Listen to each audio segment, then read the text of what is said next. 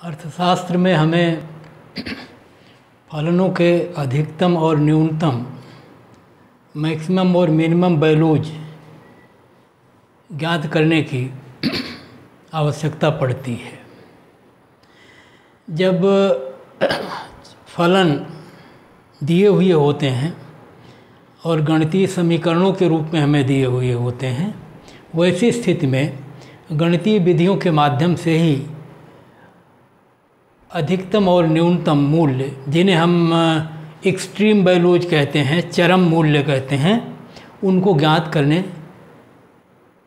की आवश्यकता हमको महसूस होती है। और ऐसी स्थिति में गणित की उन विधियों को हमें जानना होता है जिनके माध्यम से हम इन चरम मानों को या अधिकतम या न्यूनतम मानों को हम ज्ञात करते हैं। फलन कई तरह के हमको मिलते हैं। एक ऐसा फलन होगा जिसमें निर्धारित करने वाला चर जो है अकेला होगा, एक होगा, जैसे y is function of x। ऐसे फलन हो सकते हैं जिसमें किसी चर को प्रभावित करने वाले, निर्धारित करने वाले दो तत्व हों, जैसे हम कहते हैं z is function of x and y। और दो से अधिक चर वाले फलन भी हमको प्राप्त हो सकते हैं।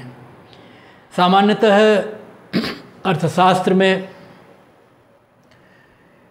एक चर वाले फलन और दो चर वाले फलन अधिकांशतः हम अध्ययन करते हैं।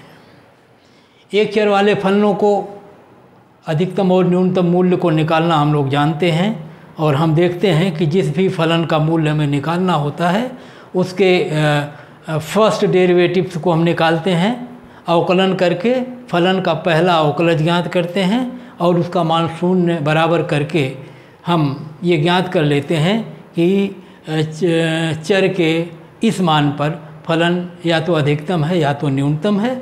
और अधिकतम और न्यूनतम निर्धारित करने के लिए हम उसका द्वितीय अवकलज ज्ञात करते हैं, और द्वितीय अवकलज के मान में जो x का मान आया रहता है उसको प्रतिस्थापित करके देखते हैं कि उसका मूल्य कितना है। यदि द्वितीय अवकलज का मान धनात्मक आता है तो फलन का मान न्यूनतम होता है, और यदि ऋणात्मक रहता है तो फलन का मान अधिकतम होता है। जब फलन दो चरों से संबंधित होता है, अर्थात स्वतंत्र चर दो होते हैं और दोनों के प्रभाव आश्रित चर पर पड़ते हैं, वैसी स्थिति में हमें दूसरे तरह से इसको निकालना पड़ता है। कई विधियां हैं, लेकिन उन विधियों को हम सबकी चर्चा नहीं कर रहे हैं, केवल हम एक विधि की चर्चा कर रहे हैं। और वो विधि तब हम अपनाते हैं जब फलन दिए हुए होते हैं और फलन के साथ कोई प्रतिबंध दी होती है। प्रतिबंध का मतलब होता है कि ये बताया जाता है कि इस सीमा के भीतर आपको ये मान निर्धारित करने हैं। जैसे अगर हमें अनधिमान वक्र या उपभोक्ता के उपयोगिता से संबंधित कोई फलन दिया हुआ हो और ये पूछा जाए कि आप ये बताइए कि उपभोक्ता अगर दो वस्तुओं को भोग कर रहा है x और y का, तो x और y की कितनी कितनी मात्राएं वो उपभोग करे कि उसका उपयोगिता जो है वो अधिकतम हो जाए। और आपके साथ प्रतिबंध ये है कि उपभोक्ता की आय इतनी है और दोनों वस्तुओं के मूल्य इतने हैं। इसका मतलब ये हुआ कि हम इन वस्तु के मूल्यों और उपभोक्ता की आय, दी हुई आय के अंतर्गत ही इन दोनों वस्तुओं की मात्राओं का निर्धारण करेंगे। तो मूल्य और आय का ये जो प्रतिबंध है, इसी को हम लोग कहते हैं कि ये हमारे इस फलन में प्रतिबंध है और इसके साथ हमको अधिकतम या न्यूनतम के मान निकालने हैं। हम लोग जानते हैं कि जो आय प्रतिबंध होते हैं, जैसे हम ये कहते हैं कि अगर दो वस्तुओं का उपभोग करें, एक वस्तु हो x तो ये हुआ, और एक वस्तु हो y, और ये y अभी फ़िलहाल इस नाते नहीं लिख रहे हैं क्योंकि y को हम i के रूप में दिखाएंगे। इसको x2 कर रहे हैं, इसको x1 कर रहे हैं, ये y कर रहे हैं। इसका मतलब ये हुआ कि दो वस्तुएं हैं x1 और x2, और x1 की इसकी कीमत है P1 और इसकी कीमत है P2। तो दोनों वस्तुओं इस वस्तु को x1 मात्रा खरीदेगा, कितना व्यय करेगा, P1 से गुणा करके पता चल जाएगा। x2 के मूल्य से उसको गुणा करेंगे, इस पर व्यय हो जाए, दोनों व्यय जोड़ दें, आय के बराबर होना चाहिए। ये प्रतिबंध है।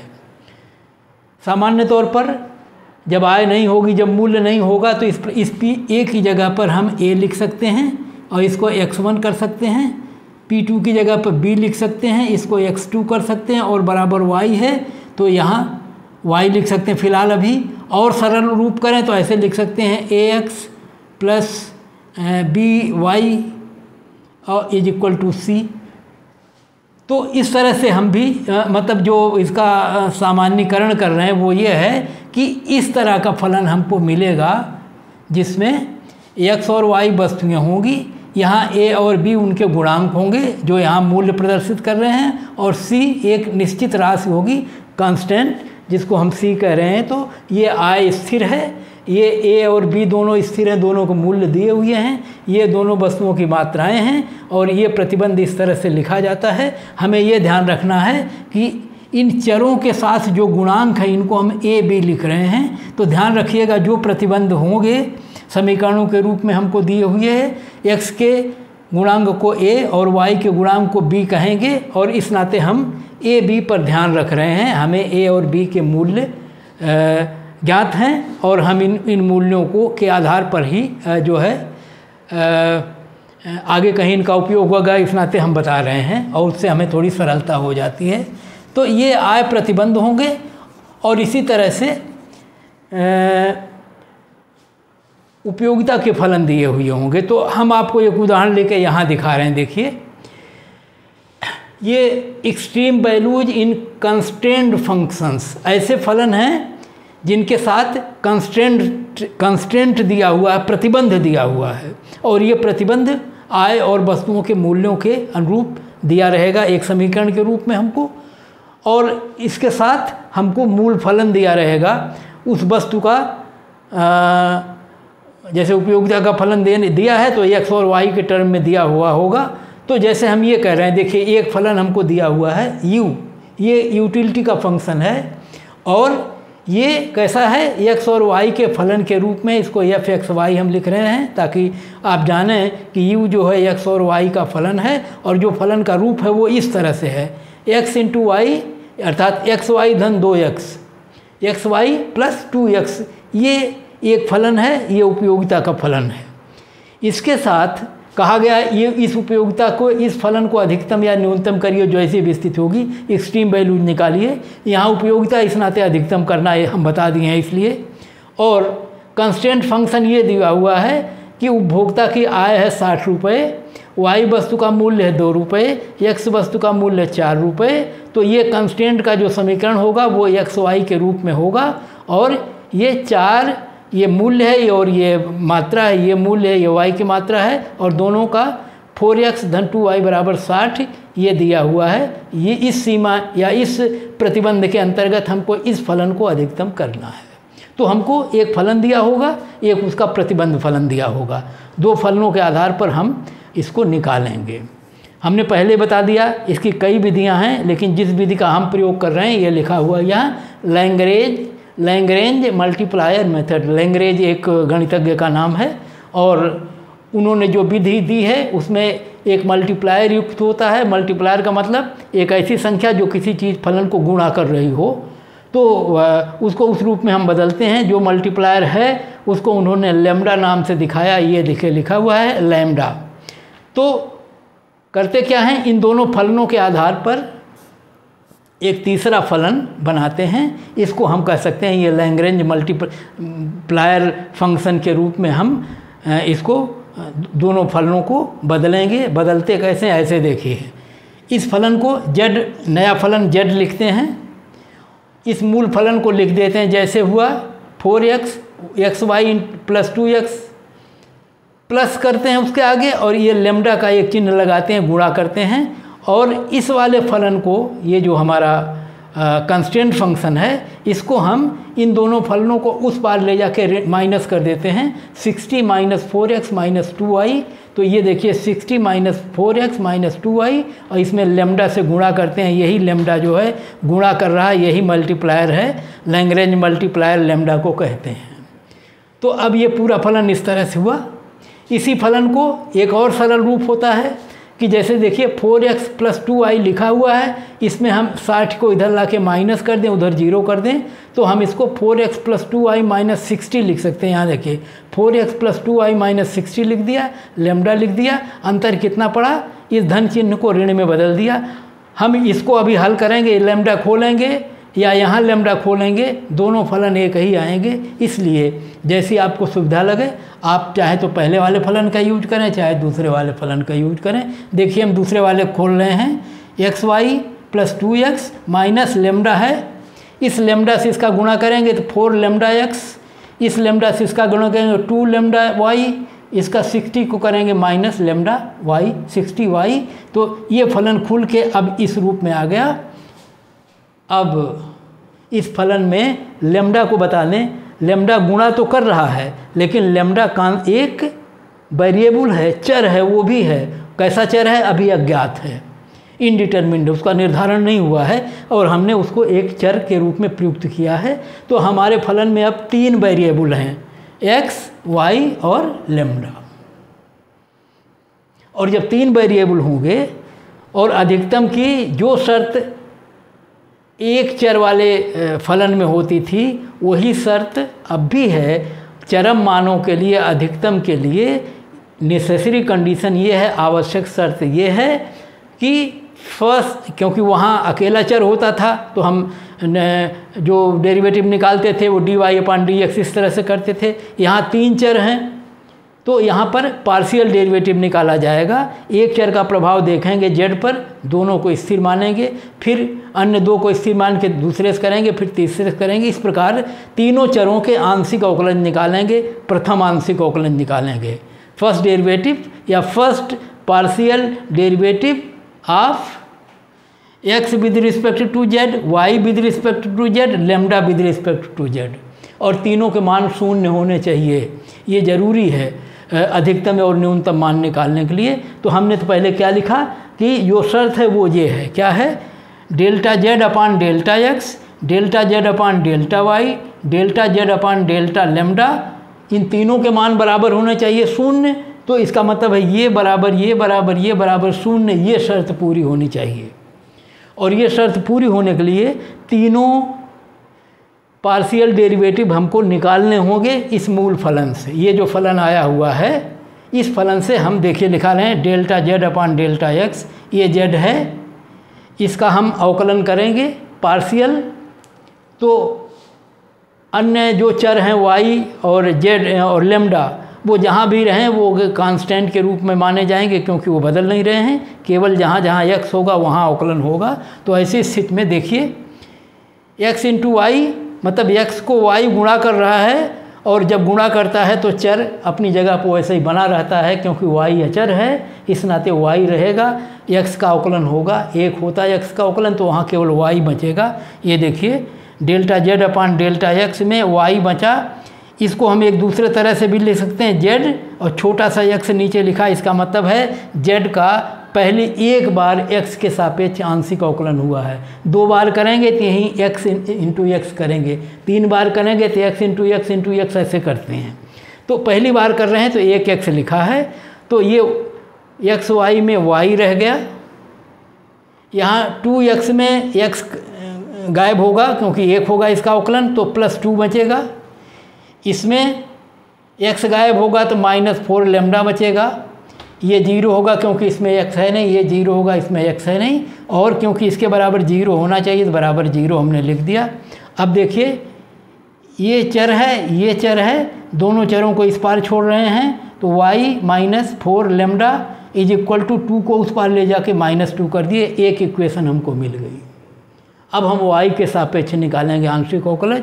अब लिखा delta z upon delta y, तो अब की बार देखिए इसमें y का अवकलन होगा तो x बचेगा, यहाँ x बचा हुआ है, इसमें y है नहीं, ये 0 हो जाएगा, इसमें y है नहीं, 0 हो जाएगा, इसमें y है तो y गायब होगा, -2 लैम्डा बचेगा, -2 लैम्डा, इसमें y है नहीं, यहाँ 0 होगा, तो यहाँ बचेगा x - 2 लैम्डा = 0। ये दूसरी समीकरण हमको मिल गया। अब लैम्डा के सापेक्ष अवकलन होगा, delta z upon delta lambda. इसमें लैम्डा नहीं है 0, इसमें लैम्डा नहीं है 0, इन तीनों में लैम्डा है, तो लैम्डा है और इसकी घात 1 है सब जगह, तो इसका मतलब इसका अवकलन 1 होगा, इसका अवकलन 1 होगा, इसका 1 होगा, तो बचेगा यहाँ 4x, यहाँ बचेगा 2y, यहाँ बचेगा 60 केवल। तो हमने लिख दिया -4x - 2y और +60 = 0। और आप चाहें तो इसको धन में लिखना चाहें तो मान लो 60 यहाँ रखते, इन दोनों टर्म को उस पार ले जाते तो होता 4x + 2y = 60। तो ये इसलिए ऐसे बना रहे हैं क्योंकि ये फलन देखिए, प्रतिबंध फलन ये दिया हुआ था 4x + 2y = 60, 4x + 2y = 60। ये तीसरा समीकरण हो गया। ये यही चीज़ है, जो ये है वही चीज़ ये भी है। तो इस रूप में हमको 3 समीकरण मिले, 1, 2 और 3। और इन समीकरणों को अगर हम लोग हल करें तो हमको x और y के मान प्राप्त हो सकते हैं। देखिए कैसे, एक इक्वेशन है पहली y - 4 लैम्डा बराबर -2, और एक इक्वेशन है x - 2 लैम्डा बराबर 0। इन इक्वेशन को हल करना है। इसमें हम ऐसे हल कर सकते हैं, हमारा प्रयास होता है कि इसमें से एक चर कट जाए। तो ये देखिए 4 लैम्डा है, यहाँ 2 लैम्डा है, यहाँ y है, यहाँ x है, ये तो कटेगा नहीं। अगर हम इस वाली इक्वेशन में 2 से गुणा कर दें तो हो जाएगा 2 दूना 4, और यहाँ 2x और यहाँ 2 × 0 0 हो जाएगा। सब में गुणा करेंगे तो समीकरण के मान में कोई अंतर नहीं आएगा। अब देखिए ये दोनों माइनस हैं। अब अगर इसमें से समीकरण 1 से समीकरण ये जो अगला वाला है गुणा करने पाया घटा दें तो घटाएंगे तो ये चिन्ह बदल जाते हैं, ऐसे ऐसे, तो ये कट जाएगा 4x और +4। ये जो आया ये देखिए आएगा कैसे, y - 2x, ये y है और ये -2x लिख दिए बराबर ये -2। ये एक इक्वेशन ये थी 3 और ये हो गई अब 4। तो एक इक्वेशन हमको मिल गई y - 2x, चाहे तो इसको लिख सकते हैं -2x + y बराबर -2। और अब एक इक्वेशन यहाँ हमारे पास है तीसरी इक्वेशन को लिखिए तो कितना लिखा है, 4x + 2y बराबर 60। अब देखिए यहाँ 2y है, वहाँ y है, यहाँ 2x है, यहाँ 4x है।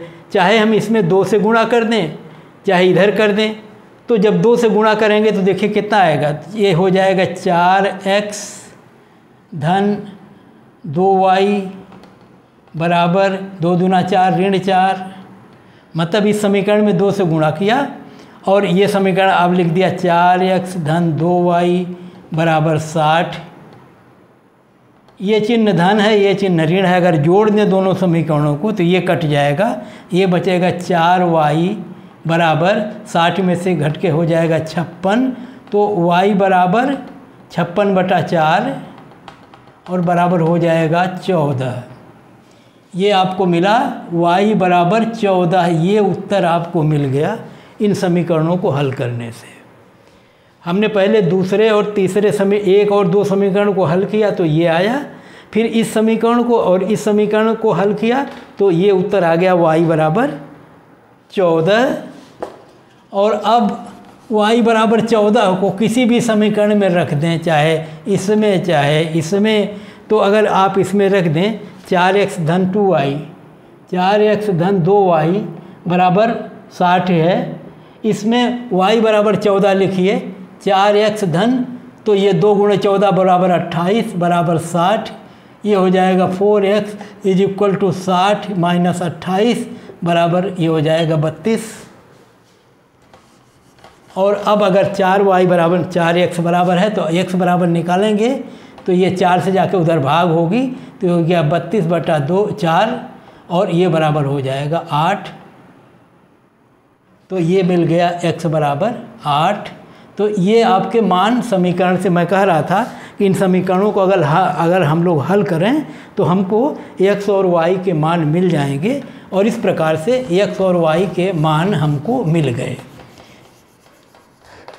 तो हम ये कह सकते हैं अब कि जब x का मान 14 होगा और 8 होगा और y का मान 14 होगा तो फलन या तो अधिकतम होगा या तो न्यूनतम। मैं पहले ही बता चुका हूँ कि यूटिलिटी का फंक्शन है, हम जान रहे हैं ये अधिकतम है, लेकिन हम ये मान के चल रहे हैं कि हमको नहीं पता है ये मान, लेकिन इतना पता है कि जब x बराबर 8 और y बराबर 14 होगा तो फलन का मान या तो न्यूनतम होगा या तो अधिकतम होगा।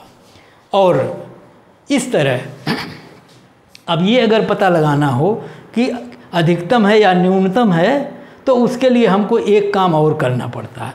अब हमको सबके सेकंड डेरिवेटिव निकालना होता, मतलब जैसे हमने एक बार अवकलन किया था इसका, देखिए ये किया था अवकलन delta z upon delta x, अगर एक बार फिर अवकलन करें तो ये हो जाएगा डेल्टा ए z, इसी को हम z x ऐसे लिख सकते हैं दो बार, तो z x ये होगा, अभी लिख देंगे तो कितना आएगा। तो एक बार ये देखिए अवकलन किया हुआ है, इसी फलन का हमको एक बार फिर अवकलन करना है x के सापेक्ष, तो इसमें भी x नहीं, इसमें भी x नहीं, इसमें भी x नहीं, यहाँ तीनों में x नहीं है, इस नाते इसका अवकलन शून्य होगा। तो इसका मान आएगा शून्य। ये क्या है, z x द्वितीय अवकलज है।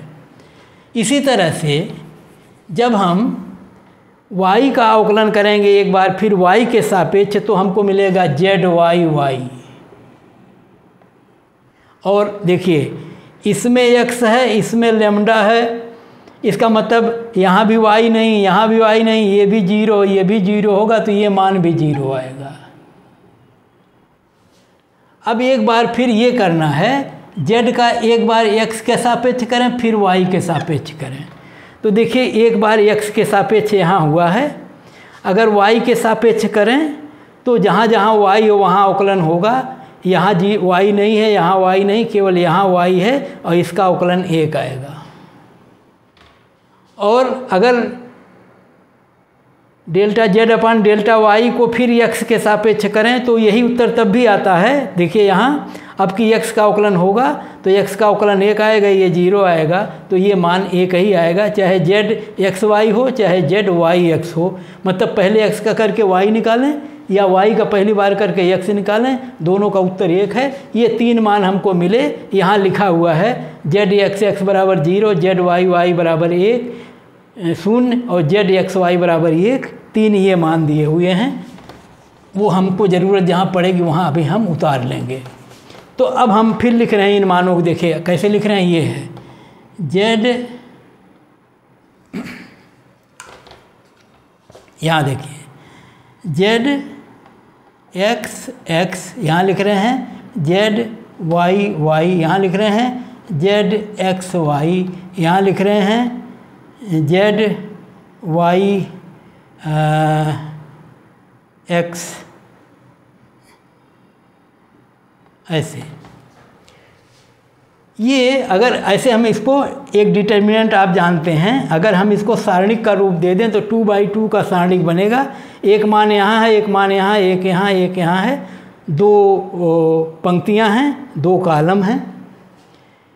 अगर हम इसको कुछ और जोड़ें, देखिए क्या जोड़ रहे हैं, आपको ध्यान दिला रहे थे, ये जो इस समीकरण में प्रतिबंध समीकरण में x का जो गुणांक था उसको a कहते हैं, y के गुणांक को b कहते हैं। और अगर a b हम कहाँ लिख दें, यहाँ लिख दें a, यहाँ लिख दें b, यहाँ लिख दें a, यहाँ लिख दें b और यहाँ लिख दें 0, तो अब ये हमारा जो सारणिक बना देखिए इतना बड़ा बन गया, 3/3 का हो गया। इसमें 3 पंक्तियाँ और 3 कॉलम हैं। और बड़ी बात ये है जो देखने योग्य है वो ये है कि इसके ऊपरी वाले बॉर्डर पर देखिए ये चीज़ है, ये, और साइड वाले बॉर्डर पर देखिए ये चीज़ है ए बी, इधर भी ए बी, इधर भी ए बी, और इस तरह से ये दोनों को बॉर्डर पर दोनों ओर से घिरा हुआ है ये समीकरण, किसी खास एक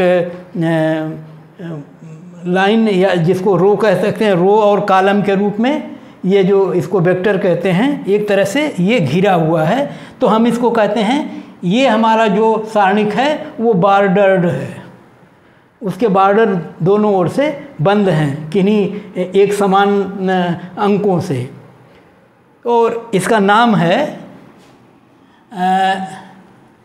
बॉर्डर्ड, ये बॉर्डर्ड डिटर्मिनेंट है, और ये है स्याह कहते हैं इसको।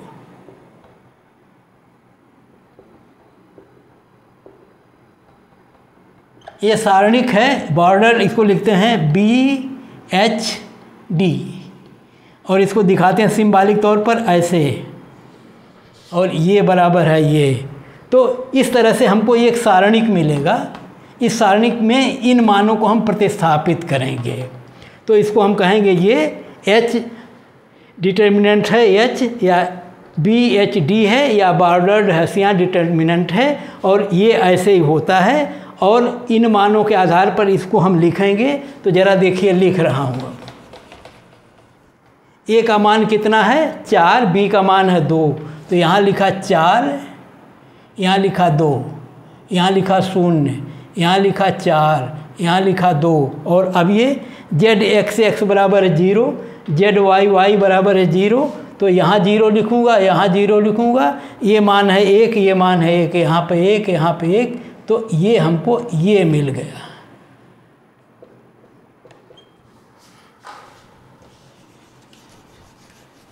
अब यदि इसका मान अगर हमको आ जाए पॉजिटिव धनात्मक, अगर H का मान ग्रेटर देन 0 हो तो फलन का मान होगा अधिकतम। मैक्सिमम कब होगा? मैक्सिमम तब होगा जब H इज ग्रेटर देन 0, मतलब ये है, और जब H का मान लेस देन 0 या निगेटिव होगा तब ये मिनिमम वैल्यू होगी। तो ये द्वितीय जो सेकंड जो कंडीशन है, जिसको हम कहते हैं सफिशिएंट कंडीशन, जो ये तय करेगी कि जो चरम मान है वो न्यूनतम है या अधिकतम है, वो इस वैल्यू से तय होगा। इसको हमको हल करना होगा। सारणिक हल करना आप जानते हैं, नहीं जानते हैं तो मैं बता रहा हूँ वैसे भी, लेकिन आपने पढ़ा होगा। कैसे करते हैं? ये सारणिक 3 बाई 3 का है, इसको किसी एक पंक्ति में विस्तार करते हैं। तो जनरली चाहे इसमें करिए, इसमें करिए, और अगर कोई एक अंक शून्य है तो थोड़ी सी गणना करने से आप बच जाते हैं। इस नाते हम चाहें तो इस कॉलम में कर दें, चाहे हम इस पंक्ति में कर दें। देखिए कॉलम में करते हैं तो हम कैसे करते हैं, ऐसे लिखते हैं, पहला वाला अंक लिखते हैं और इसमें इस रो का अंक छोड़ देते हैं, इस कॉलम का अंक छोड़ देते हैं जो बचता है 0 0 1 1, तो ये है 0 0 1 1, ये लिख देते हैं। यहाँ धन का चिन्ह होता है, ये नहीं लिखेंगे क्योंकि 0 है, सब गुणा करके 0 कर देगा। अगला बार फिर 4 में कहेंगे, इसका मान होता है ऋण, और इसको करते हैं, मतलब पहले का धन, दूसरे का ऋण, तीसरे का धन। एक उसका तरीका है, इस समय नहीं बताएंगे, इस समय इतना करिए कि पहला धन, दूसरा ऋण, फिर धन। तो ये हो गया, टाइम कम है इसलिए बता रहे हैं आपको। तो 4 का करेंगे तो 4 वाला कॉलम छोड़ेंगे, 4 वाला रो छोड़ेंगे, बचेगा ये 4 2 और नीचे 1 0, और अगली बार ये 2 लेंगे, अब की बार ऋण के बाद धन का चिन्ह होगा, और इसका छोड़ेंगे, बचेगा 4 0 2 1 ये। और जब इसको हल करते हैं तो सारणिकों का हल आप जानते हैं कि ऐसे गुणा होता है, ऐसे गुणा होता है, तो ये तो 0 हो जाएगा, इसको छोड़ दे रहे हैं। ये अगला जो होगा वो देखिए ये होगा ऋण 4 और 4 गुणे 0, तो ये हो जाएगा 0, और ऋण करते हैं 1 गुणे 2 बराबर 2, तो ये हुआ। और अगली बार ये धन 2 है, और ये 4 एकम 4 ऐसे 4 गुणे 1 ऋण 2 गुणे 0 बराबर 0, ये भी होगा। तो अब क्या हुआ, ये तो 0 हो गया, ये 2 है, ऋण 4 ऋण 2, 4 दूना 8 हुआ, ये तो 0 हो गया, तो ये हो गया 4 और 2 8, धन 8 हो जाएगा। और ये हुआ 4 एकम 4 ये हुआ, ये 0 हो गया, तो 4 दूना 8 धन 8 बराबर कितना आया 16।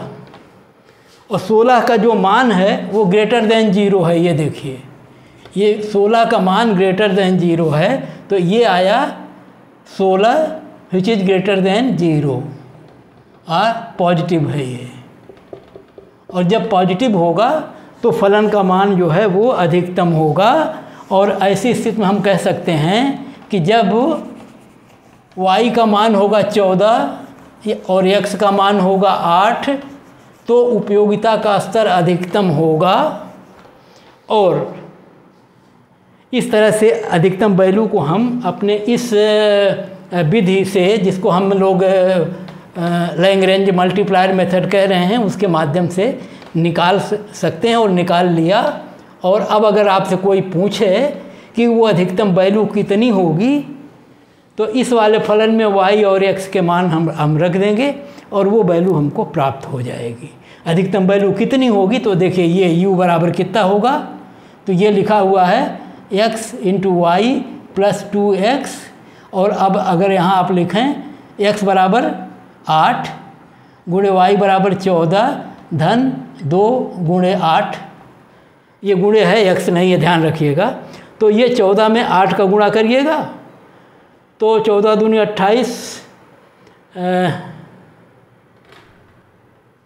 100 कितना होता है 14 8 8 चौक 32 और 8 कम 8 3 11 112 धन 8 दूना 16 16 10 26 2 28 तो आ गया 128। उपयोगिता का स्तर 1 to 8 होगा 128 और ये अधिकतम वैल्यू होगी। किसी अन्य मान पर x और y के उपयोगिता का स्तर 128 नहीं होगा। तो इस तरह से हमने आपको ये बताया कि हम x इंटू वाई 8 गुणे 14 धन 2x 2 इंटू 8 8 दूना 16 और ये 112 और इस प्रकार से ये 128 आ गया। तो ये अधिकतम वैल्यू भी हमको मिल गई। तो इस प्रकार से जब फलन दो चरों से संबंधित हो, दो चरों पर निर्भर हो और उसके साथ हमको कोई प्रतिबंध दिया हुआ हो तो इस मूल फलन और प्रतिबंध फलन को हम लैग्रेंज फंक्शन के रूप में परिवर्तित करेंगे। और परिवर्तित करने का ये तरीका था सीधा कि इस फलन को हम मूल फलन को लिखते हैं और अगले फलन में लैम्डा से गुणा कर देते हैं। अगले फलन को जैसे लिखा हुआ है ऐसे लिख सकते हैं, धन लगा के, ऐसे ऋण लगा के ऐसे लिख सकते हैं। ऐसे लिख के फिर ये फलन आएगा। इस फलन के हम प्रथम अवकलज तीनों निकालेंगे, तीनों के मान को शून्य करेंगे, 3 समीकरण मिलेंगे। 3 समीकरणों में से पहले 2 समीकरणों को हल करके एक नया समीकरण पाएंगे जो इस तरह का आएगा। और फिर इस समीकरण को और इन दोनों के आधार पर जो हल करके एक समीकरण आया था, दोनों को हल करके फिर x और y के मान निकालेंगे। x y के मान निकल जाएंगे। और अब ये देखने के लिए जैसे हम चाहें तो, और कई बार ऐसा होगा कि आपको ये डिटर्मिनेंट निकालने की ज़रूरत न पड़े और आपसे केवल कह दे कि वो मान बताइए जिस पर चरम मान होता है, तो हम कह देंगे जब x बराबर 8 है, y बराबर 14 है तो फलन का मान चरम है, एक्सट्रीम है, अधिकतम हो या न्यूनतम हो। और अगर आपसे वो नहीं चाहता कि आप इस डिटर्मिनेंट को हल कराएं या दूसरी शर्तों वाले समीकरण उसको सारणिक को, तो वो सीधे कह सकता है कि आप ये बताइए कि ये उपयोगिता का फलन है, अधिकतम किस मान पर होगा, तो सीधे से निकल गया, अधिकतम हो गया। और अगर आपको पता न हो, फलन ऐसा दिया हो, पता न हो कि उपयोगिता का है कि उत्पादन का है कि लागत का है, लाभ का है, तो ऐसी स्थिति में हम अधिकतम न्यूनतम दूसरा समीकरण हल करके ही निकाल पाएंगे। तो आप दूसरी शर्त याद कर लीजिए कैसे कैसे है वो।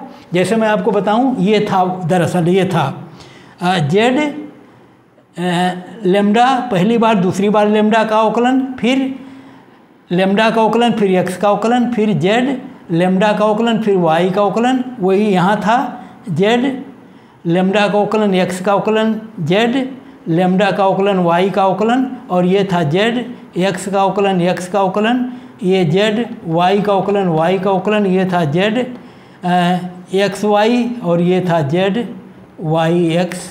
ये फलन था संयोग से इसको जब हल करते हैं तो 0 आता है, इसको हल करते हैं तो यही 4 आएगा A, इसको जब करेंगे तो 2 आएगा B, इसको हल करेंगे तो आता है A, इसका B। इसलिए हमने कहा हम इसको ये 9 जो अंक हैं इस डिटर्मिनेंट्स में, वो 9 जो है सेकंड पार्शियल डेरिवेटिव्स हैं, 3 विद रिस्पेक्ट टू लेमडा हैं, 3 विद रिस्पेक्ट टू जेड हैं, 3 एक्स हैं और 3 विद रिस्पेक्ट टू वाई हैं। इस प्रकार से 9 अंक मिले थे। तो हमने कहा ये आप निकालने के झंझट में न पड़ें, क्योंकि ये मान वही आते हैं जो ए और बी के मान होते हैं। देखिए ये लेमडा वाई एक्स वही होता है जो लेमडा एक्स वाई, ये दोनों मान एक ही हैं, ये दोनों मान एक ही है। यहाँ बी तो यहाँ भी बी, यहाँ ए तो यहाँ ए, और यहाँ सदैव 0 आता है। तो ये मान हमने सीधे लिख दिया था ए बी करके, और इन मानों को जो इनके मान आए थे यहाँ से उतार दिया था, तो ये मिला था। तो यही मैं आपको बता रहा था कि वास्तव में ये सब सेकंड डेरिवेटिव थे, पार्शियल डेरिवेटिव थे, और इनको आसानी के लिए हमने ये लिख दिया। तो आपको ये नहीं निकालना पड़ेगा, केवल 4 मान से आपका काम चल जाएगा, क्योंकि ये ऑलरेडी दिया हुआ होता है। ये एक्स का कोफिशिएंट है, ये वाई का कोफिशिएंट है, और इस फलन में जो प्रतिबंध का समीकरण है। तो इस प्रकार से लैग्रेंज मल्टीप्लायर मेथड के माध्यम से हम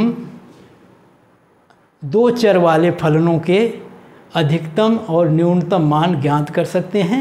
उनकी 2 शर्तें हैं। पहला तो हमको बदलेंगे उसको लैग्रेंज मल्टीप्लायर फंक्शन में, और फिर तीनों चरों से संबद्ध जो है प्रथम आंशिक अवकलन निकाल के उनका मान 0 करेंगे।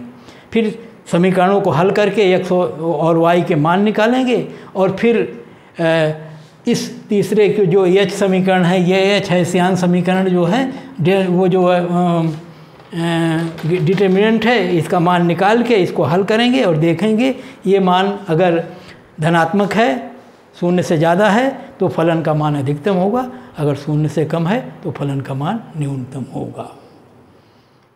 इसको हमने आपको पढ़ा दिया है।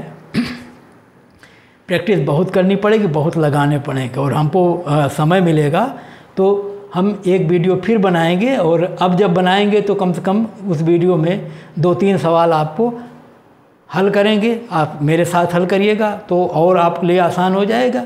फिर पुस्तकों से सवाल खोज के आप हल करते जाएंगे, और जैसे जैसे आप हल करेंगे वैसे वैसे आपकी रुचि बढ़ेगी और आपको अच्छा लगेगा। धन्यवाद। आज यहीं ख़त्म करते हैं।